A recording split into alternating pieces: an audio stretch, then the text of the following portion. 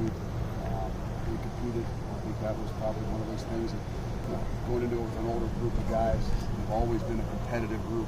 We didn't want them to change just because they played a lot of football, and they did. And I know they're excited about getting into game week, as well as everyone who's coaches are. I know you probably wanted to stay out at Camp Higher Ground a couple days longer, but school starting messed that up. Was there anything good that came out of maybe getting back early? It is. I mean, I really do think it changed it up a little bit. I think that with an older team, had this been year 2 or something, I would have said, hey, can we go online for that first 4 days and we can stay back out of Higher Ground? But I think that really smart with our willing to kind of grind it out there a little bit, not saying extra, because we always do a lot out there, but I mean, even competing and playing, to be able to come back this past week with kind of 4 days, that's a little bit different, I think, to get us into the mode of game week. So kind of had that in my mind. That's why we kind of tried to push those guys through that first week and a half out there at Higher Ground and said, look, there's going to be time. You got to trust us. There's going to be time to, I don't want to say recover, but get ourselves into the right frame of mind and our bodies right as we go into game week. We've seen you do this situational scrimmage a couple of years ago, pretty much live. You talked about having an older team. Is that a product of you don't have to necessarily run them as hard? I think last year we did it in just helmets. Yeah.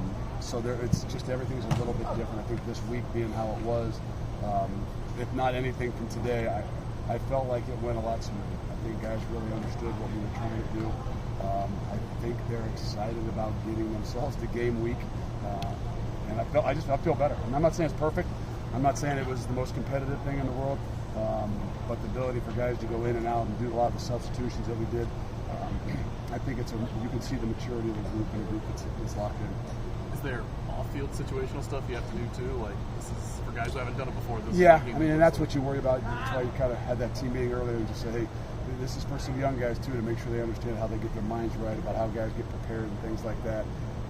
So everybody had a little bit of a different, form of what this really is. For some young guys, it's really just understanding to get out of the way and let these guys do what they do, as they prepare and as they get ready for a game. In terms of intensity and tempo, was this the best camp of the 5 that you've had? I don't know. I mean, I do think that it was uniquely different. I think I was telling somebody this the other day. For the most part, in the first 4 camps, I would say, defense is normally ahead of the offense. Year 1, it was so hard to tell because we've struggled in every area. And but as year 2, 3, and 4 grew, defensively, I do believe that they were a good bit above the offense. And in this camp, I thought, if not for anything, the defense was challenged something incredibly and different than it had been in the first 4 years. And that put a little more pressure. That put a little more stress on those guys and their ability to kind of play together because they're not used to, the offense making as many big plays and Desmond Ritter doing what he did.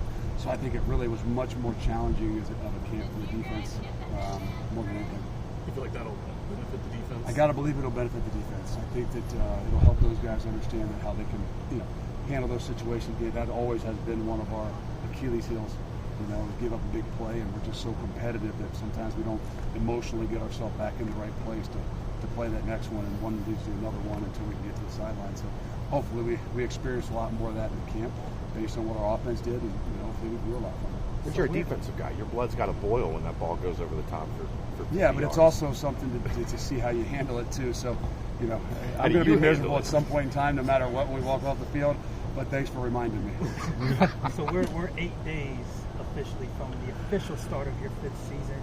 Your first season without Marcus, that would make some coaches uneasy. That's the only DC that you've had, but you have a guy in Mark that you know well, that you trust. How does that help maybe quell any uneasiness that you may feel? Well, I think there's all kinds of this. I mean, really, without Doug Phillips, Doug was one of those guys for me, like Marcus, that had been someone that's been with you since day one. And, so all those things makes it a little bit uneasy. I think sometimes it's a different challenge.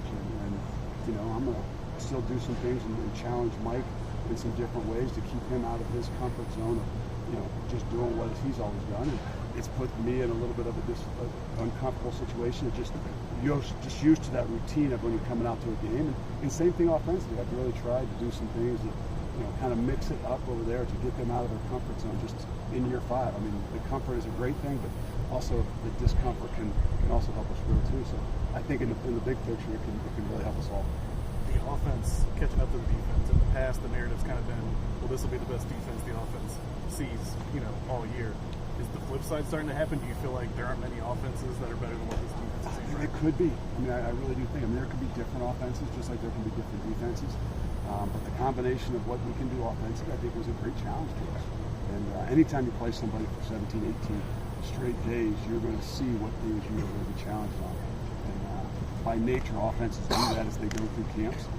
I don't know defenses by nature, kind of scheme up to do different things versus the offense they're getting.